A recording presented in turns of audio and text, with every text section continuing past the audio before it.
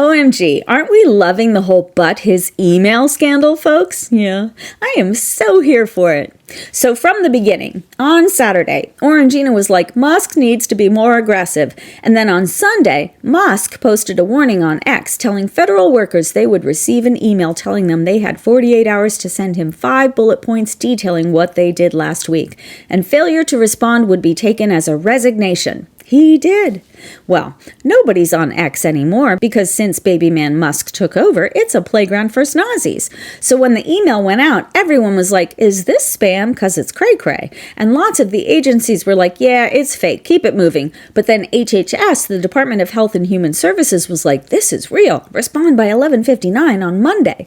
But then later at like 5 p.m., still on Sunday, HHS was like, nah, we're not sure. Hold on tight and we'll tell you by noon tomorrow. And all the workers were like, okay, totes normal. But then Monday, lots of them hadn't heard, but it was okay because on Monday, the OPM told all the agencies it was cool for it to just be optional, which was kind of like telling Musk to F right off. And apparently it was because the CIA and the FBI and NASA and DHS and the Navy were pissed about the email because they thought it was way out of line and harassing the workforce.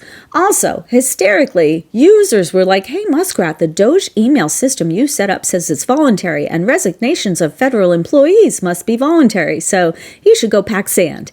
And then Musk decided to send out a poll on X to see if the users think federal employees should be required to send an email with 5 bullet points explaining what they did last week. So totally professional, right? What a genius.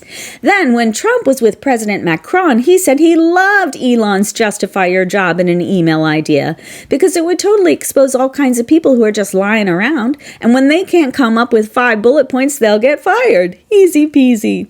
And then Kitty Caroline Levitt backed up Daddy-O from the podium and was like, this was the president's plan all along, and everyone knew it was coming and loves every minute of it. And if you dare imply anything else, you'll end up in the wood chipper like the AP.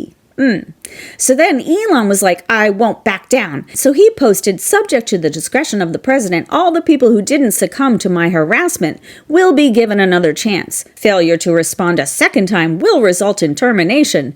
And then he kind of made fun of the people who didn't answer the first time as though they were too stupid to know how to send an email. Because, you know, Elon's got assholery to burn. And now it's not really clear what's going to happen. It might be one of those situations like when you were 17 years old and the guy who had the best fake ID laid a deadly fart in the car on the way to the liquor store, but nobody called him on it because he was the one buying alcohol for the party. But as soon as the party was over, everyone made fun of him until they needed more alcohol. So here we are, watching a bunch of peckers trying to get to the top of the pecking order while pecking away at each other's power. I guess the moral of the story is too many wizards in Oz makes the yellow brick road dirty.